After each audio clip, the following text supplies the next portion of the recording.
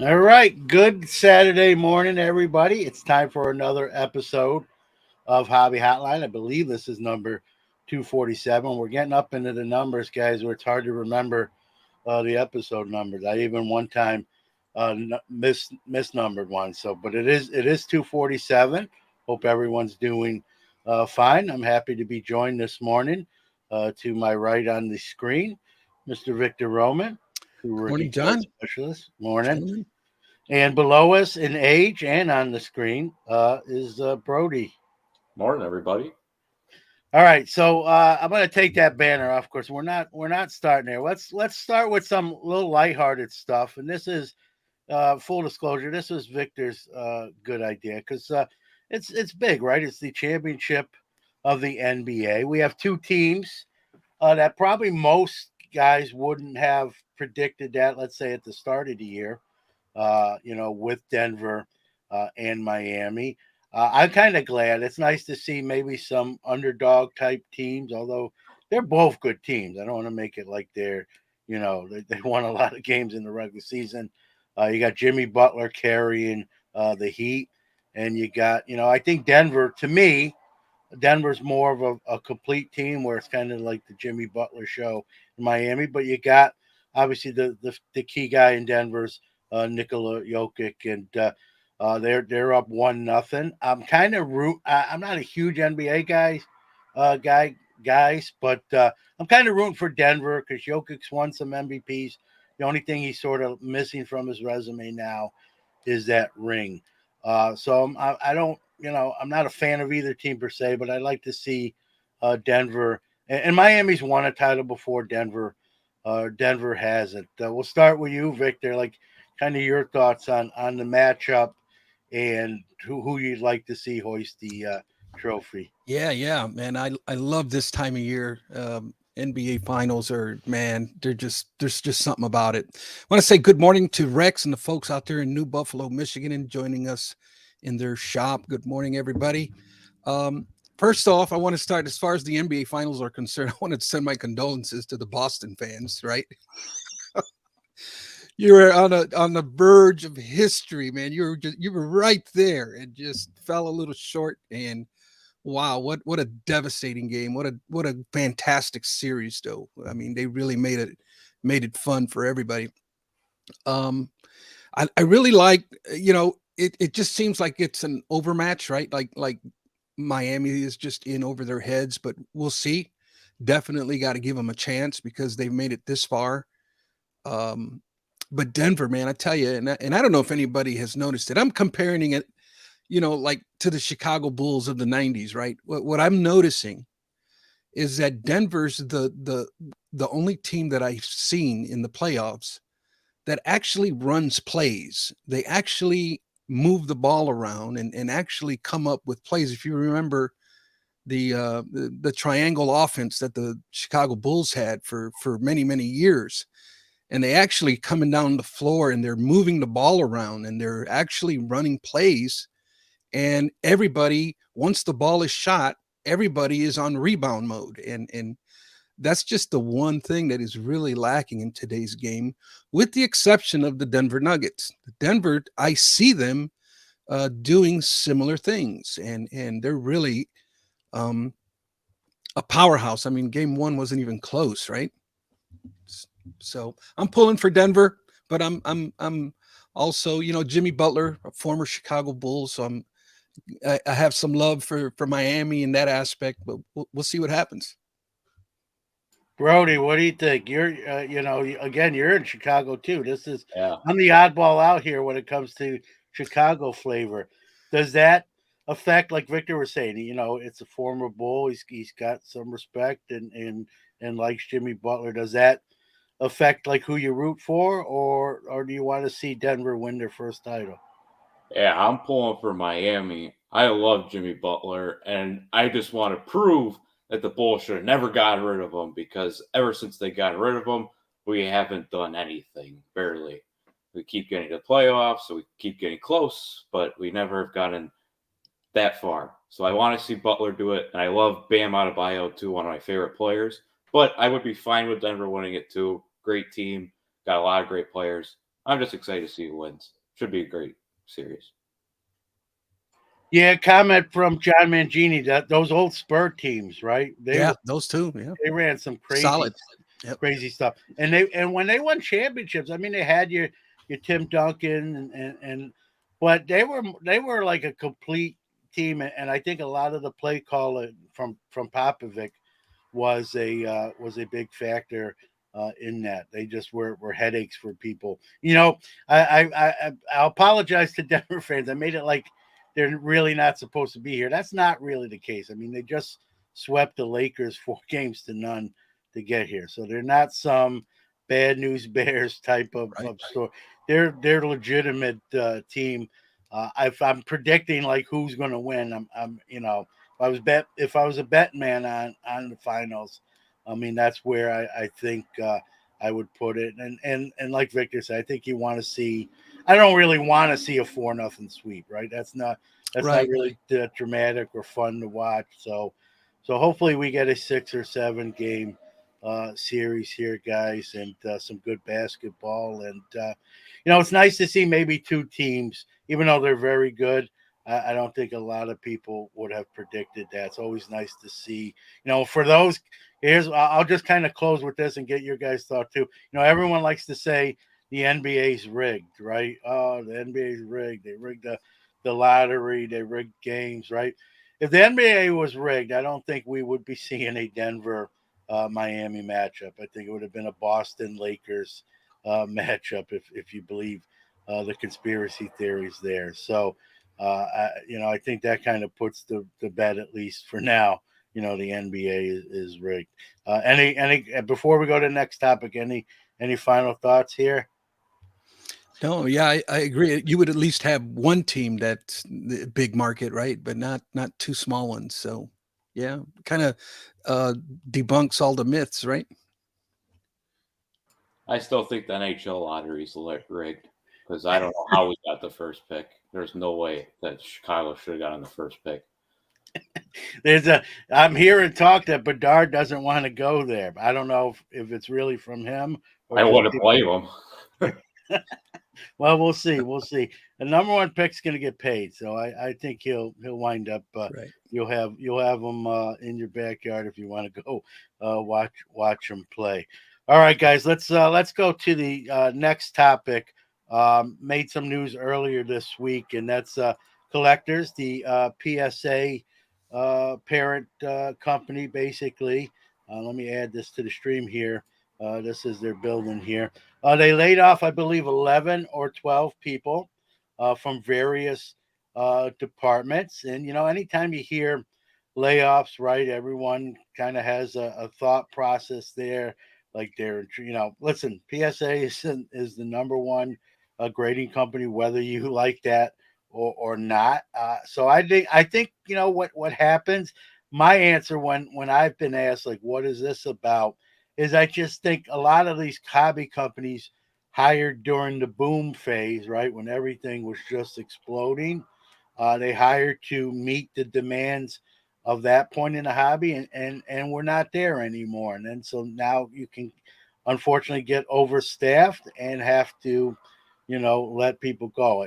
The human element stinks. You hate to hear anyone lose their job, but I don't think there's big trouble or anything like that. Like I've heard others say. I just think it's an overstaffing, and they've corrected that. Unfortunately, at the expense of 11 or 12. Well, and here's the thing, John, and I feel your sentiments here, okay? But I read this article. Yeah. And here's, the first thing that I asked myself, you consider the source, right? So now it's Rich Mueller over at Sports Collectors Daily, who's been the hobbies journalist for decades now, right? A very reputable man when it comes to articles. And I was, I went beyond the headline and I went beyond the first paragraph or two. But if you go to the last 2 paragraphs of this article, can we go there? We're going to see something pretty interesting here. I don't have the article, but if you want, I mean, we believe you. If you want to, like, Some can fact check if they don't believe you too. So You're not going to deem me a liar just yet. no, I believe you. I can't speak for everybody. Yeah, let me And the article's out there. I mean, if they doubt you, they can look at it themselves too. yeah, let me give me one sec here. I wanted to bring Yeah. attention to the last couple of Well, let me answer this question while you're doing that. I got it. I Victor. got it. Okay. Yeah, One quick thing. Philly Joe says, any idea what positions were let go? There was a couple executive level positions. David Steinberger was one of them, bigger name, and then a few on the lower levels. It was really kind marketing. of a little bit on each level. It wasn't one particular department that really took a Mo- major blow. mostly marketing in the marketing Yeah, team. yeah. But here's the last couple of paragraphs to this article. Okay. And now this is not Rich Mueller. Now, remind you who's writing this. So he says, one source close to the situation. Let's stop there for a minute. We got to grasp what's being said there, right? One source close to the situation believes collectors has begun cutting certain expenses in anticipation of a possible future sale, much like what occurred with PWCC. Our source indicated more layoffs were expected. The last paragraph says Sports Collectors Daily has learned that collectors was among those interested in purchasing PWCC before the sale to Fanatics, which continues to gobble up properties in the sports collectible space.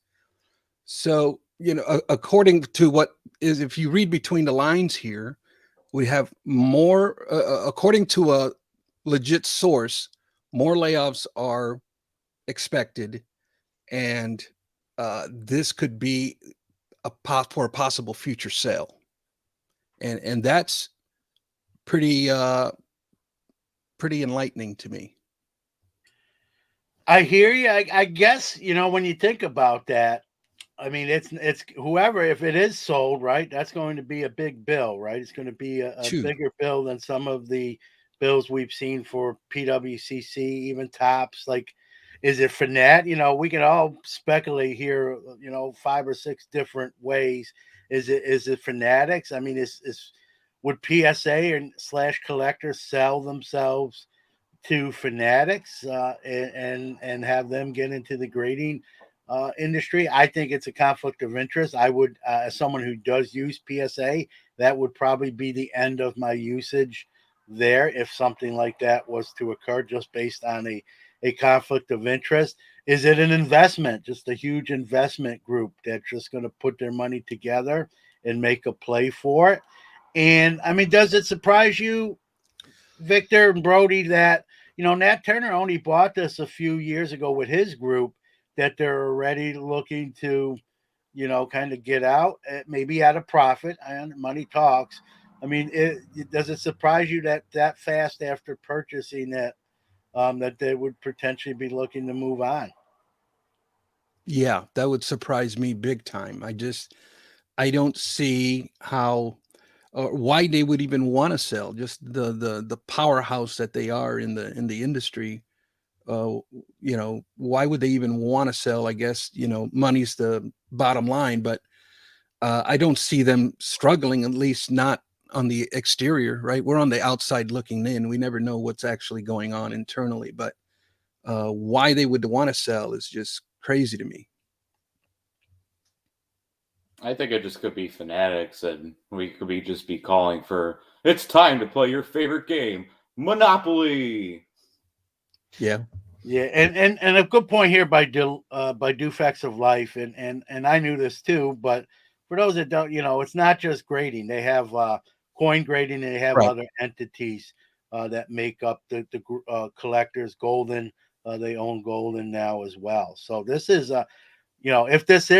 if this is sold, it is going to be a huge price tag, and it's going to be a huge, whether it be an investment group, guys, or Fanatics, in their boatload and truckloads of money that pull it off. I know what the article said, and I heard you, Victor, and I mean, what's the odds that maybe that's one of the 12 employees going out the door just wants to like sort of burn the bridge behind them and get that rumor started, right? That's always a thing too, right? You never Yeah, we know. got to keep that in mind, right? If I'm let Right. go, I'm not if I'm let go from a company, especially maybe when I don't see it coming necessarily, I'm not going to be looking in the moment thinking fondly of them. And hey, Sports Collectors Daily, check this out. Here's what's going on there. Doesn't mean it's necessarily Right. true, and they can report it because it is a source that of someone that was involved in the company, so they can report that as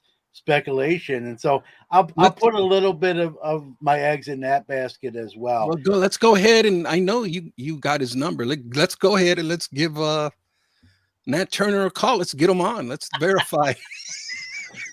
I do have. I'm not gonna lie. I do have it, but I don't think he's gonna answer that question. He might answer Okay. some other. He might answer some other ones, and I'm sure he'd probably say, "Listen, everybody, there's much to do about nothing. The company's not for sale, right? It's like coach speak, right? When the coach says, I'm not entertaining other job offers, I'm not leaving, and then the next week, right?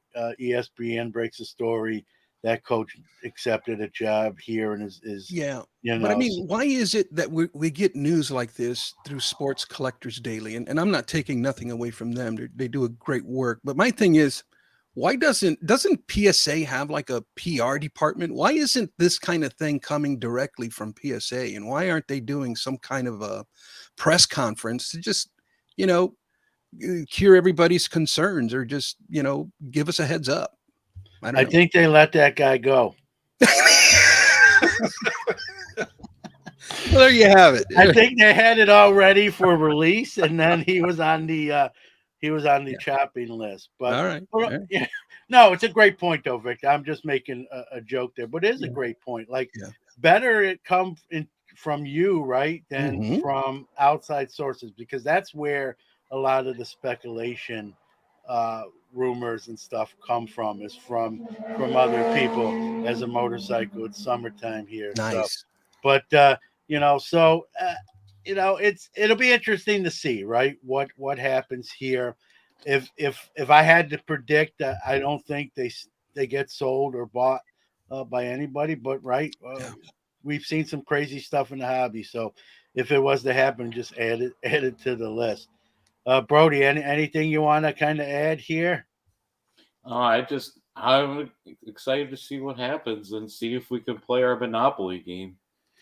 Yeah, and I just want to say, I've said this on my own shows, and I don't know how you feel, guys, but if it was Fanatics, let's just go ahead and make that assumption, even though it might not be true. If Fanatics was to buy collectors and then own PSA grading, to me that's just a huge conflict of interest. You have a company kind of grading their own produced cards and also grading their competition's cards, and to me that's a recipe for disaster. And as someone that has PSA cards, that uses them sometimes, that would change how I view them as a choice for having my cards in their slabs. You think that we'll just kind of close it out with this, Victor and Brody? You think that's?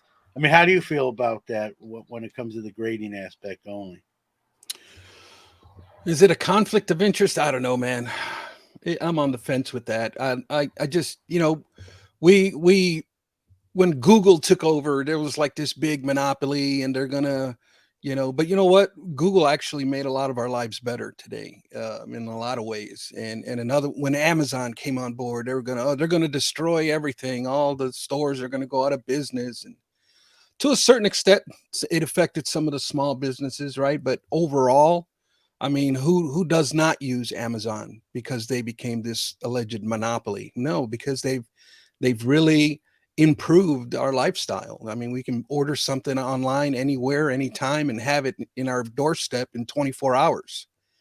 And is there a chance of it becoming a monopoly? Yeah, I think it can become, definitely, but it can also have a chance at really improving our hobby. So I don't we'll have to just wait and see. Yeah, I hope, I put a comment up there that, Fanatics, if they were to, maybe not even a buyout, right, guys? Maybe they just kind of merge and like the comment said, become sort of this mega monopoly Fanatics slash collectors and have a big say in what direction the hobby goes. I still, even that, I don't want to see it in that form, right? I think, monopolies, history has told us monopolies usually the consumer takes it on the chin when monopolies occur. That's why we have antitrust laws. That's why companies have had to go to in front of Congress to defend a merger or push for one. And Right. Yeah. so I don't think, from my opinion, I don't think it's good. I'd rather see an investment group buy it if they were sold than Fanatics, because I do think it is a conflict of interest. That one I'm not going to get talked out of. And so if we can avoid, a conflict of interest, then I'm all for that. So all right, let's move to our next topic, guys. And this one's probably one of the bigger stories of the week, right? The Panini break-in that happened. There's the home offices right there. Really, reading the report, I read the police report. It was more damage with computers sort of being ripped out of the wall, thrown about, stuff being ripped off the wall. More of almost like a vandalism type thing. Now, I'm not saying I believe any of this stuff, but I will throw out there some of the stuff making the rounds, right? The break in happened, right? One of the other Panini stories was the 101 logo man, Jason Tatum. That was a redemption for an individual that was waiting years. It wasn't ready. And then he apparently did an eBay search and saw, hey, that redemption card was sold for I believe five figures, high five figures. Said, hey, that was supposed to go to me. So I don't know if this card snuck out the back door. An employee took it. That's we can speculate on how that happened, right? So there's lawsuits being threatened, and no sooner than that story breaks than this break-in happens. And as I heard one individual say that this is potentially an inside job, guys, to sort of take the focus off that 101 Tatum, so it's not being talked about as much. I mean, Hmm. to me, that's sort of crazy. That's like Watergate-ish. Some of people our age, Victor, will know what Yeah. that's in referral to.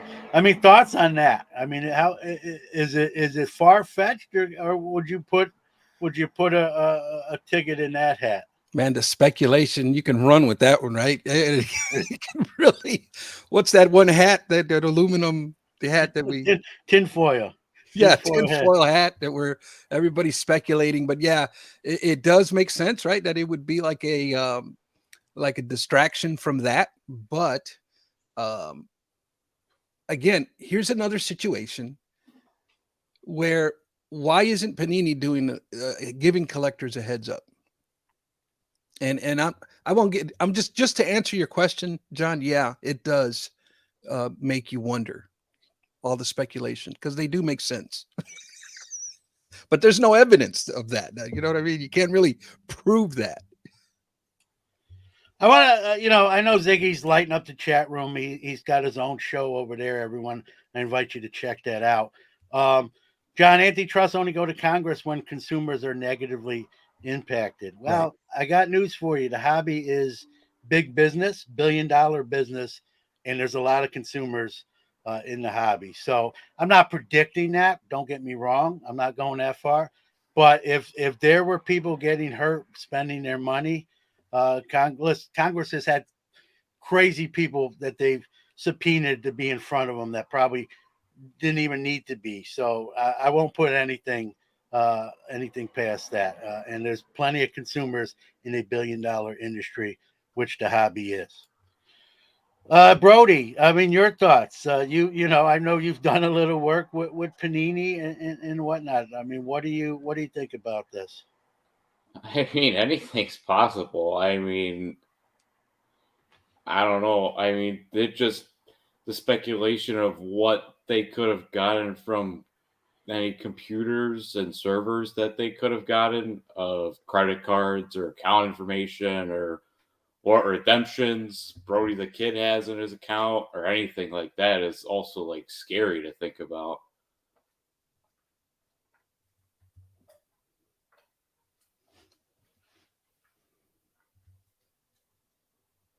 You're muted, John. Well, all right. Well, you saw the comment.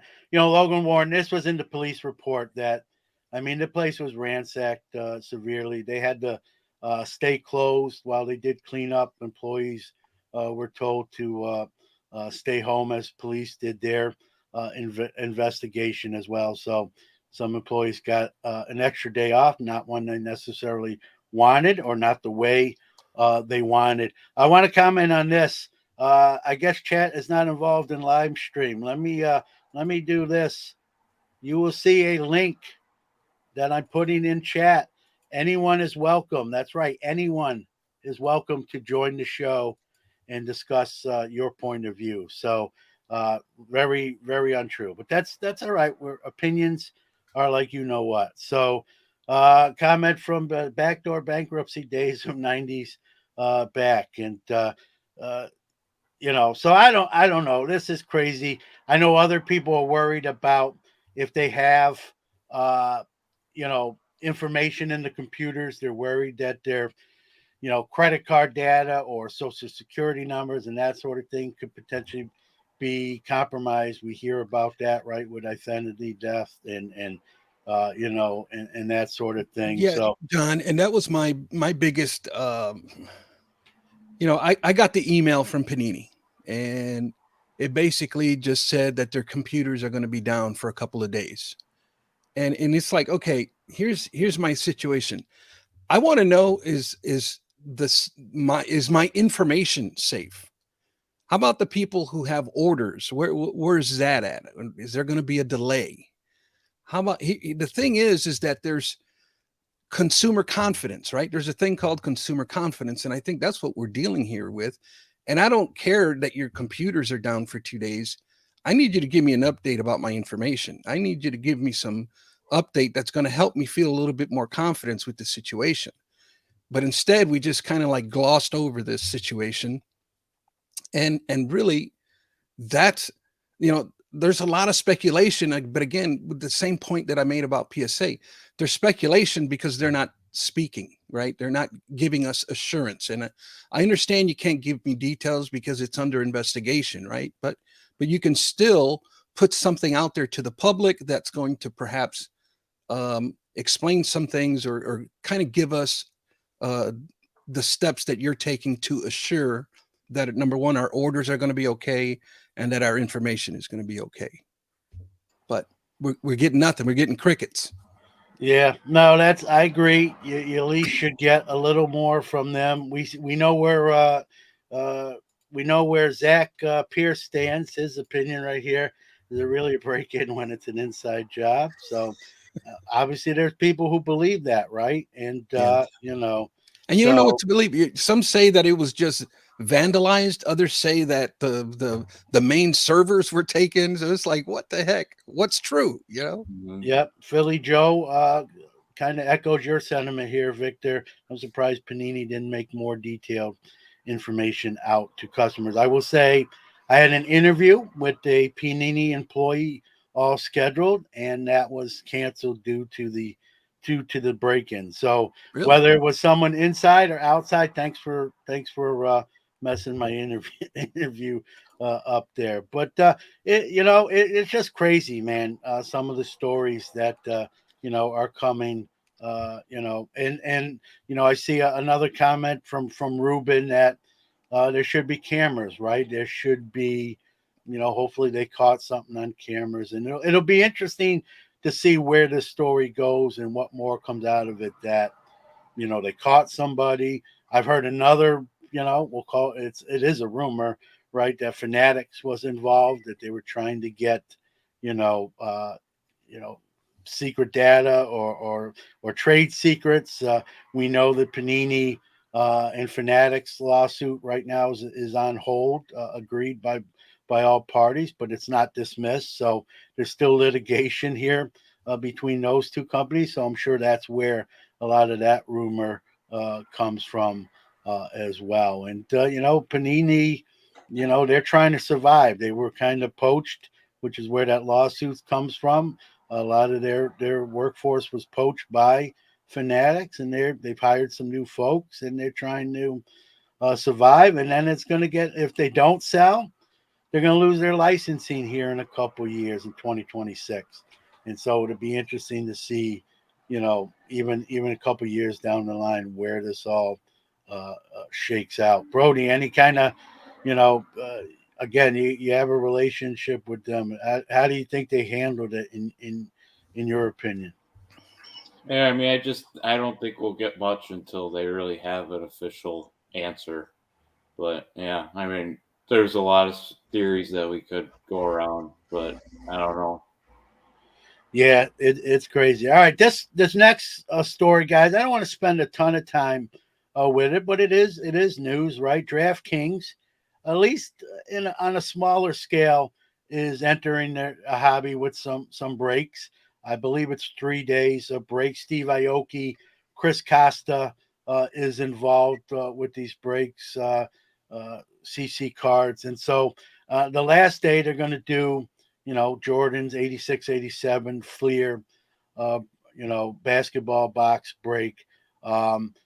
It's their first foray. I don't know if this is, the icebreaker to them getting into it more or not, or if this is just sort of a one-off thing. But, we're seeing people not necessarily affiliated with the hobby trying to get, involved in the hobby. I'll go to you first here, Brody, as someone that knows breaks very well. Now you have a gambling platform, which I use, full disclosure, getting into sort of the hobby with some breaks. What do you think? I think it's kind of cool. I mean, we've seen how much DraftKings and other gambling sites have grown throughout the past couple of years into sports. And I mean, gambling on like packs of cards, like if you could do it, I don't know, like if they could figure out a way to gamble on, like, I don't know, uh, how, what's the chance that you pull a Jordan out of that pack and you pay this much, and if there is, you get this much, or if there isn't, you get this much. I don't know. I mean, I'm sure there's like a lot of ways they could like mix both ways too, or they could just do breaks like this. So I think it's cool. I think it's a cool step that they're doing. You're on mute again there, John. John Keating, I put a comment, and I agree with this. He's right. DraftKings is entering the industry, not the hobby. They care as much about the hobby. I get it, but I mean, it affects the hobby. So when I use the term hobby, it's it's the hobby that we're in. We may not be in it for industrial purposes per se, but your thoughts, Victor, here with DraftKings throwing their hat in the Yeah, ring. and to be honest with you, I did not read any articles on this. I haven't seen any come my way, so I don't know too much on the topic as far as details are concerned. But I do have, when I heard about it, it's one of them things that immediately brought the question of to what capacity. What is this only breaking? Are we going to start, gambling on? What do we mean by gambling? Are we going to, have odds to see if I pull an autograph card or not? I don't know what is this going to look like. But moreover, here's the biggest thing, in my opinion, is legally.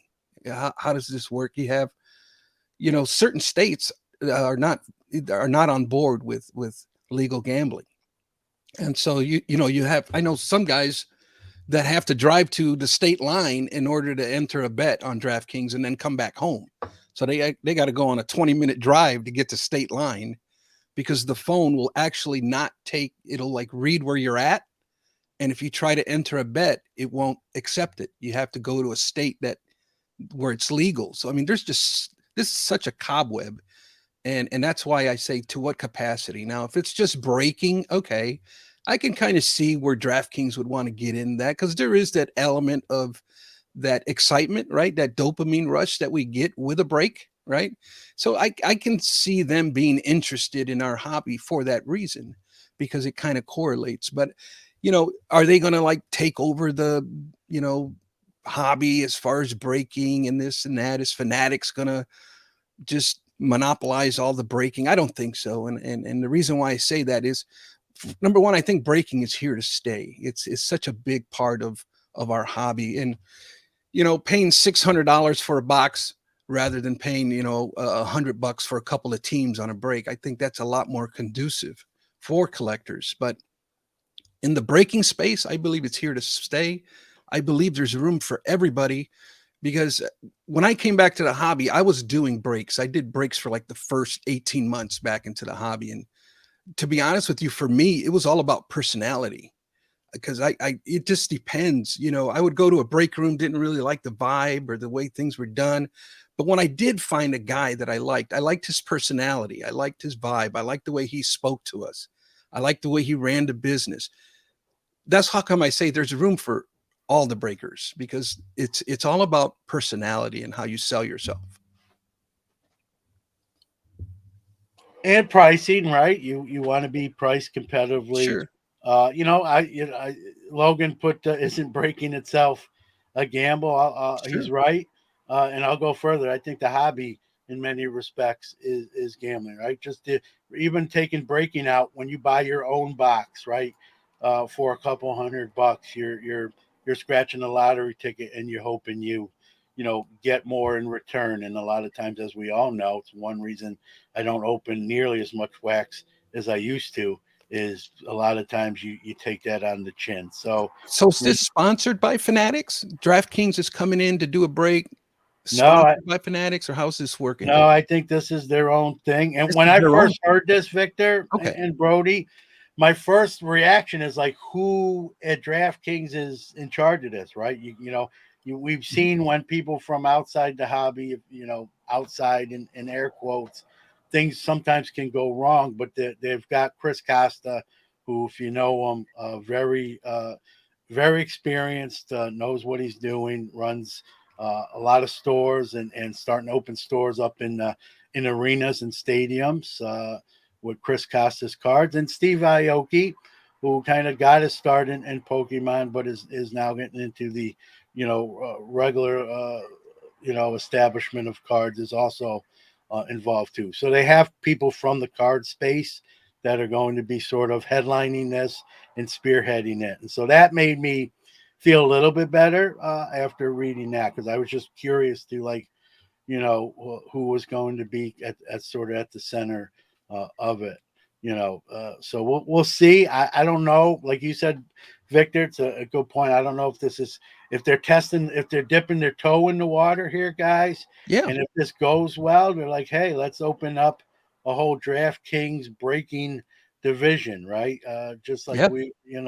I can see So that. so this may be, like it or not, this may be something we see A, maybe more of down the line. a little bit of R&D, right? Research and development. See Yeah, how it goes. yeah, and listen, Brody might get a call to come be a sponsor. well, with the 86, 87 box, I saw a funny comment. I meant to put it up there. It's, might we see, we've seen what's happened with breaks on 86, 87 Flair basketball before, where the sequencing's off and there's supposed to be 3 or 4 Jordan rookies a box. And we've seen boxes ripped open that either have none or one. And it's obvious that the boxes are coming from not one box, but numerous boxes. They make a Frankenstein type box. I hope that won't bode well for them if that happens on a live stream where 1 or 0 Jordan rookies get pulled out of a Flair basketball box. So, we'll see how that goes. I might watch just to see if the sort of the required Jordans come out of the box, and that's up and up. They showed a box in their ad, guys, too, that I had on the screen, that they're making it like it's sealed. So we'll see. Obviously, they've got to put their best foot forward, especially being sort of new to that. So let's go to our next story here, guys, and we're seeing a lot of these starting to happen. I like it. I'm a documentary guy. There's going to be a Barry Bonds documentary on HBO coming up. He's definitely a polarizing figure, to say the least. Uh, and we've seen what happens a lot of times with these documentaries, guys, is cards will go up accordingly during the airing, like Last Dance and others, right? Barry Bonds and even in my mind, like I know, the cream and the HGH and all that stuff. He was a Hall of Famer before he started using, but obviously that's preventing him from being a Hall of Famer today. Do you think? I mean, is this something? Two-pronged question: is this something you want to see? And do you think this helps his candidacy? And do you think this will spike card values? Brody, I'll let you go first here. Yeah, I'm excited to see this documentary. I think it will be cool. I mean, I think he should be in the Hall of Fame because I mean, like you said before he even started, I mean, his career was amazing.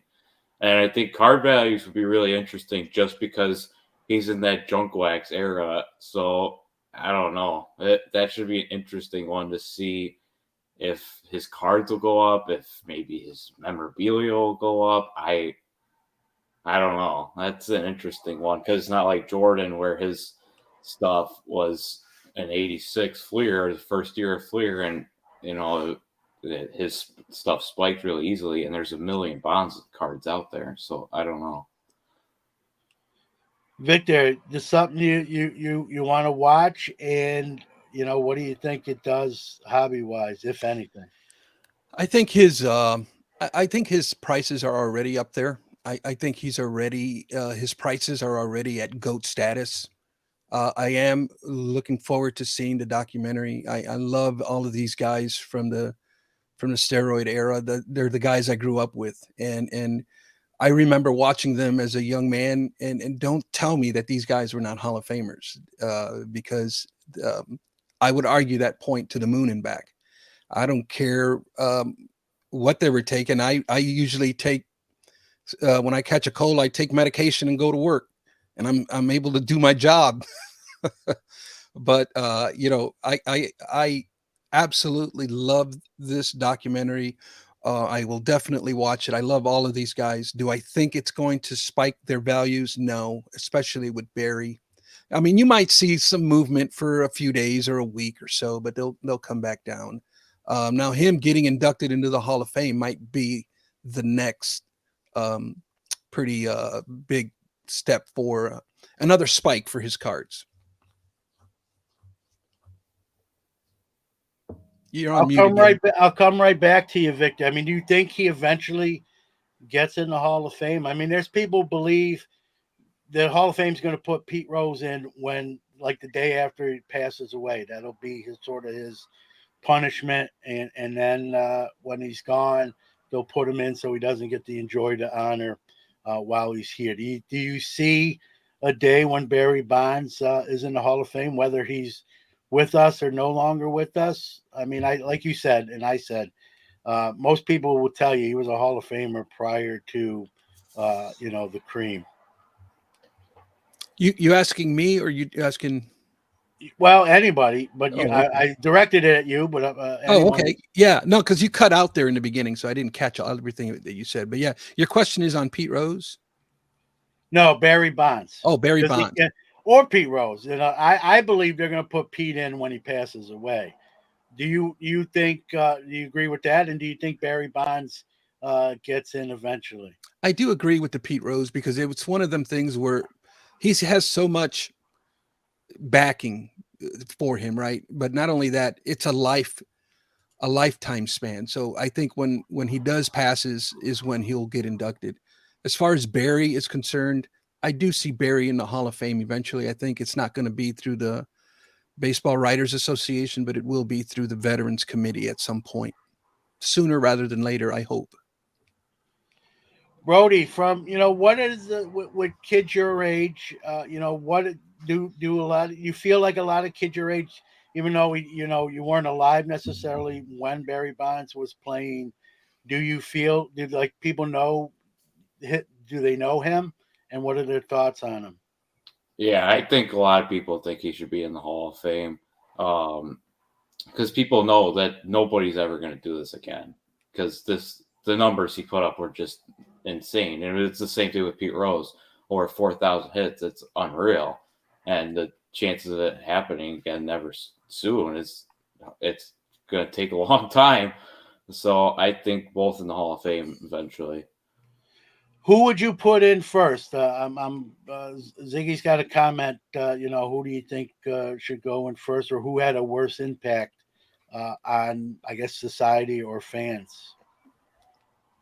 I would probably say Pete Rose. Yeah. Why?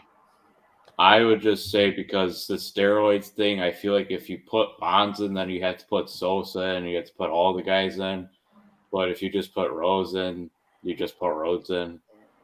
I don't know. I That's don't just, mind putting. Let's get Sosa in there too, and Steve Garvey for Brother John. Yeah. Well, and that's Jason Schwartz. That's his guy.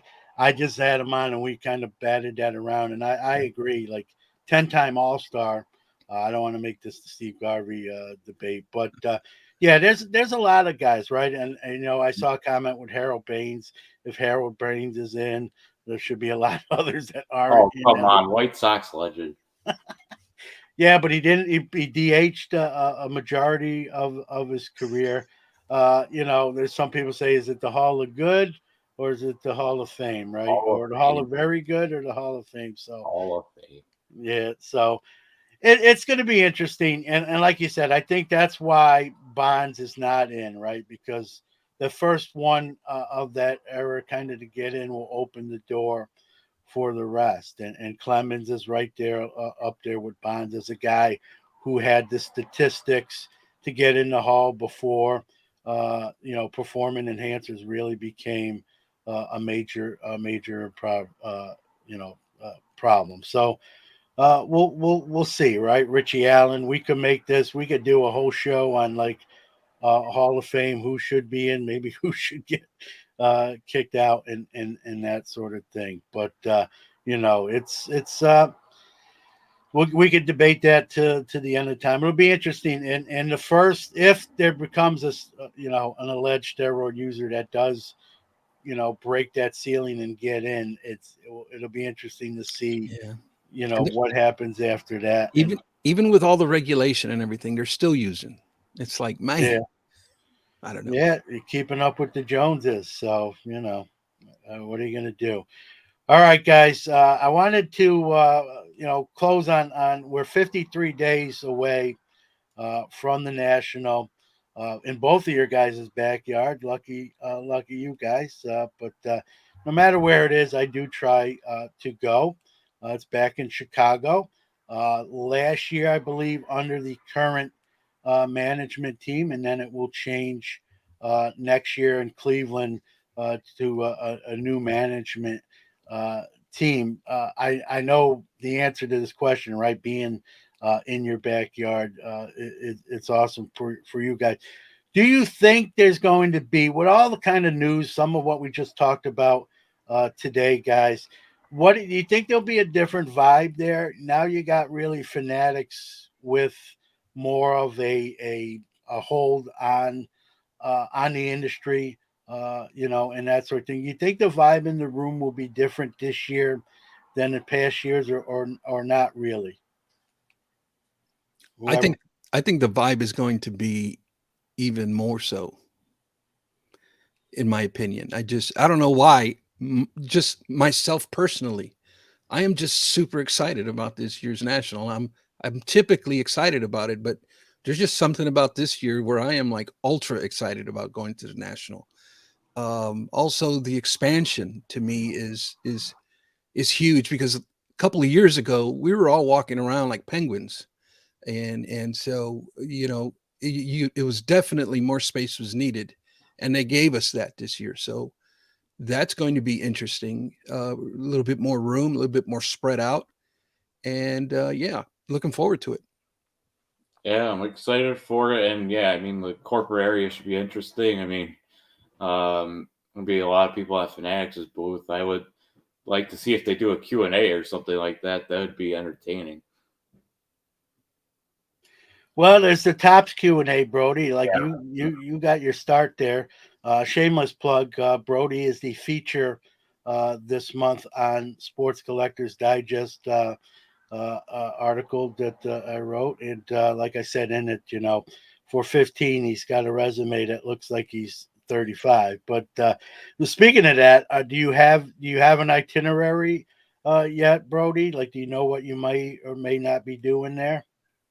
I don't know my officially title. I can't think of it off the top of my head, but I will be working as I have for the past couple of years. I will be doing stuff for the National, doing stuff for Signatures for Soldiers. I know I have a title. It's different this year. I just can't think of it off the top of my head. I'll let you know, John. I can't think of it off the top of my head. Victor, what days are you going? Are you going the whole week? Oh yeah, I'll be there every day. Yeah. Yeah. What do you're still working on your Clement? I don't want to give it away or make more competition for you. One of Yeah. your things, I'm assuming you're working on your Clemente run still. Oh yeah. Oh yeah. I usually pick up at least one for the Clemente PC. Now, as far as all week, and Sunday is going to be hashtag debatable, right? Depending on how the old feet are doing. But yeah, I haven't really developed my spending strategy yet because I'm still establishing the budget, right? So as I get closer and I finally see what's inside the pot, then I'll sit down and make a purchasing strategy. But yeah, Clemente is definitely always on the radar when I go to the National. Brody, I know your work. It seems like you're working a lot, but when you get to kind of walk around and take that hat off, what's your approach? What do you look for, uh, and that sort of thing? I love buying wax, but this year I might kind of split it a little bit more.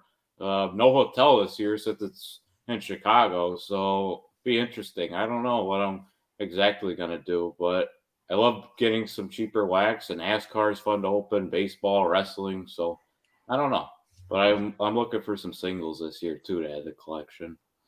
Yeah, comment here from Vintage Card Collector. National will be hopping. A lot of people skipped AC last year. Less people looking to buy and flip. More people buying for the PC. You guys were both in Atlantic City like me last year. Are you anticipating like Vintage Card Collector? Are you anticipating a bigger crowd? I am. Yeah, I think so. I would think so. It's the Midwest. It's a more regional, you know, showcase. Yeah, I think. Listen, there's never these nationals. Everyone circles the week on their calendar. Anyone that can get there usually tries to get there. I don't think there's going to be any slow nationals for the unforeseen future. I always tell people try to get there for as many days. I'm not. I'm going to be there Wednesday, and then early Sunday, and then head back here to New York. You made a great point, Victor. People don't know they expanded the floor plan, so that I know the corporate space is bigger as well. I think they had to make room for Fanatics acquisitions and more booths. But it's the one thing I will say. The one thing I liked last year, and I'll get your guys' take about Atlantic City. It was a little more. I know the city was not a popular city or people's first choice. I liked it because I was able to drive from New York. So in that aspect, I liked it. It seemed more open than Chicago was, as far as like you had more room, more elbow room. Maybe that's because there was potentially less people. Maybe that's a factor. Why? What was your thoughts, kind of looking back at last year's Atlantic City National? Go ahead, Brody. Yeah, I mean, I agree with that. It did seem more open. Um, yeah, I think the aisles weren't as long either. I think it was like opposite too, with that aspect. So I mean, yeah, I'm excited for it. I mean, hopefully it's crowded. I mean, I don't want elbow room, so that's a good thing if there's not elbow room. Also, too, I'm excited because Guardians are in town, so Shane Bieber is doing a signing, which I think is awesome because there are never in season baseball players there. but we've got Shane Bieber, which is awesome. I basically I enjoyed the, I didn't enjoy the drive back and forth to the airport. That was ridiculous. But as far as the building in and of itself, the venue, I thought it was great. I zero complaints. But it was just, the drive. I kind of had to stay kind of far away from the convention center. That wasn't, ideal, but it worked out. Yeah, again, I was spoiled being I was able to drive, bring more stuff. My wife actually made the trip and just was on the beach with a beverage and a book and an umbrella while I enjoyed the show festivities. Um, but I'm being told, I'm sure you guys have heard too, that that will be the last time, supposedly, that it will be in Atlantic City. Really? Yeah, Oh so wow. probably unless there's another East Coast one, I'll be flying any and all future ones. So I'd love to see one in New York City. I think parking and logistics is preventing that. I think they did the Atlantic City one as sort of that tri-state area, right? Philly, New York, and that sort of thing. So, but so I guess if they never do it in Atlantic City again, and they don't come back to another East Coast city, I'll have to fly each and every time. So, but I know Danny's driving from Baltimore to Chicago as he right there. So I'll be meeting him when he gets there. That's quite a haul. God bless him. He's younger than me. The older I get, the less driving I seem to like to do or have the stamina for. But According to the chat, I'm hosting a party with Kumbaya, keggers, and I s'mores. think I saw it's in your backyard. I don't know how big. I don't know. I've never seen your house or your backyard. I hope you have a Oh, large man. backyard because Yeah. I see there's tents involved. There's fire. It sounds like Lala. It sounds like Lollapalooza at Victor's house. Yeah, I better get my city permit. Yeah, well, let's even coin it right here. It's going to be Roman Palooza or Victor Palooza, right? Oh So boy. cardstock at Victor's. So you might want to warn your wife. Just so Yeah. she's got advance notice. I don't, or otherwise you won't be in the backyard. You'll be in the doghouse. Right, Brody, exactly. you have no idea what we're talking about, and that's not necessarily a bad thing. So, but I'm married 24 years. But yeah, and no wife this year. And the bad part for me, guys, is if my wife makes the trip, all the funds come out of our joint account. If my wife doesn't make the trip, they come solely out of the business account. So this year, it's going to be business account expenses rather than joint account with my wife not going. She has no interest in going to Chicago. Like she says, there's no beach there. So, all right, guys, we're up around the hour. Covered a lot of ground in a fast paced setting here. Again, 53 days from the National. Thanks everyone for joining us today. The chat room, as usual, takes a life of its own sometimes. So even if you don't like what's on the screen, check out the chat room. It's either a win-win or a win-loss. Either way you choose it. And all joking aside, we appreciate everyone, whether you listen to us on live or download the podcast. We appreciate it. We'll see you here. We have a Tuesday show upcoming as we do the first of the month. So it'll be the Cousins and Mike Moynihan on I believe it's the 6th. And then we'll be back here again next Saturday. Thanks, everyone. Thanks, guys. Thank you. So.